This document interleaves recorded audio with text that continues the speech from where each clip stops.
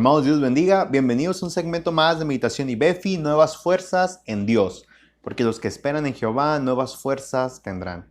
Es para mí un gusto poder estar con ustedes compartiendo este día martes, esta serie que hemos titulado Eliseo.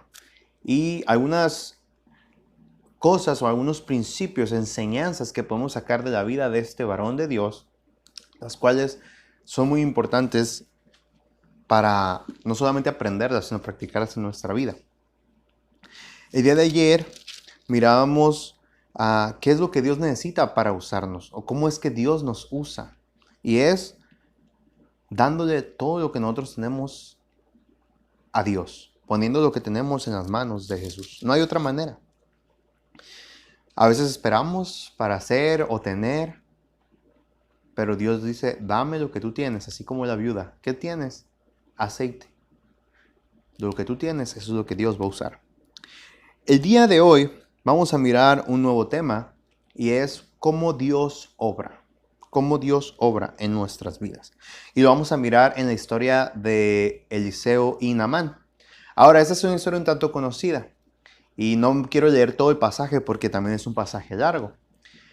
A grandes rasgos lo que podemos saber para entrar en contexto es que este comandante general del ejército de Siria, Naamán, era uno de los principales comandantes del rey de Siria. El problema es que estaba leproso. Tenía esta enfermedad, esta plaga que en la palabra de Dios era sinónimo de muerte. Era sinónimo de contaminación. Y este general tenía una criada hebrea, una criada judía, la cual habían llevado cautiva por causa de la desobediencia del pueblo de Israel en una de esas ocasiones en que Siria fue y atacó unas ciudades de Israel. Ella, al enterarse de la situación de su amo, le contó a la esposa de este mismo cuál era la situación en Israel, que había un varón de Dios, el cual podía sanar a ese hombre. De inmediato Naamán va con el rey de Siria y le pide permiso para ir a Israel. Llega a Israel con cartas para el rey de Israel, el cual al recibir las cartas rompe sus vestidos porque la carta decía de la siguiente manera: cuando lleguen a ti estas cartas, sabe por ellas que yo envío a ti a mi siervo Naamán para que lo sanes de su lepra. El rey angustiado estaba pensando que el rey de Siria buscaba una ocasión para excusar un nuevo ataque, para venir a destruir al pueblo de Israel. Pero Eliseo se entera de esta situación del rey y Eliseo manda a llamar a Naamán. El rey de Israel, feliz, se lo manda. Y ahora quiero ver lo que nos interesa en esta ocasión. Dice la palabra de Dios en el 2 de Reyes capítulo 5, versículo 9. Y vino Naamán con sus caballos y con su carro y se paró a las puertas de la casa de Eliseo. Entonces Eliseo le envió un mensajero diciendo: ve y lávate 7 veces en el Jordán, y tu carne se te restaurará y serás limpio. Y Naamán se fue enojado, diciendo: he aquí yo decía para mí, saldrá él luego, y estando en pie invocará el nombre de Jehová su Dios, y alzará su mano y tocará el lugar y sanará la lepra.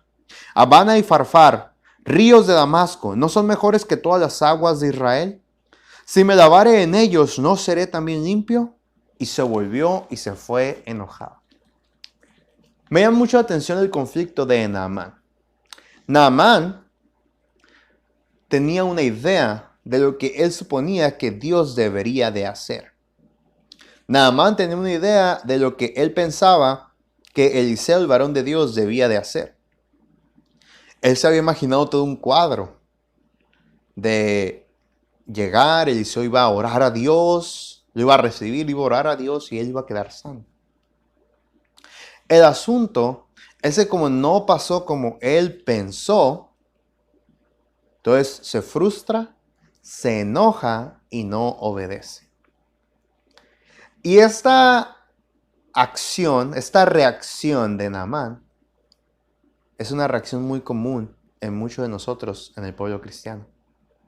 Muchas veces tenemos una idea de lo que Dios debe de hacer. O pensamos que debemos decirle a Dios cómo hacer su trabajo. O pensamos que como es nuestra manera o como nosotros pensamos es como se debe de hacer. Pero ¿cuántas veces Dios nos responde de la siguiente manera? Mis pensamientos no son vuestros pensamientos. Muchas veces usted y yo tenemos una idea de lo que una situación debe de ser, de cómo resolver un conflicto, y luego nos encontramos que nuestra solución nos hundió más, que nuestra solución nos trajo nuevos problemas, que nuestra solución nos trajo o nos llevó a una situación aún peor. ¿Por qué mejor no vamos a Dios? ¿Por qué mejor no reconocemos, dejando de lado nuestro orgullo, que Dios es quien tiene la respuesta? Que sus pensamientos son mejores que nuestros pensamientos. Y que nosotros no tenemos que tener la razón, pero Dios siempre tiene la razón. Muchas veces pensamos que Dios debe de actuar de una manera, pero nosotros no somos quienes definimos quién y qué hace Dios. Él es el Dios todopoderoso que tiene el control de todo. La palabra de Dios continúa diciendo allí en el versículo 13 lo que los criados le dijeron. Mas sus criados se le acercaron y le hablaron diciendo: Padre mío, si el profeta te mandara alguna gran cosa, ¿no la harías? ¿Cuánto más diciéndote, lávate y serás limpio?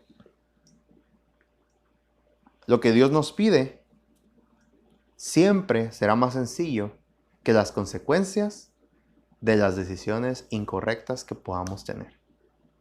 Cumplir la voluntad de Dios siempre será más fácil que vivir con las consecuencias de nuestro pecado, de hacer las cosas a nuestra manera.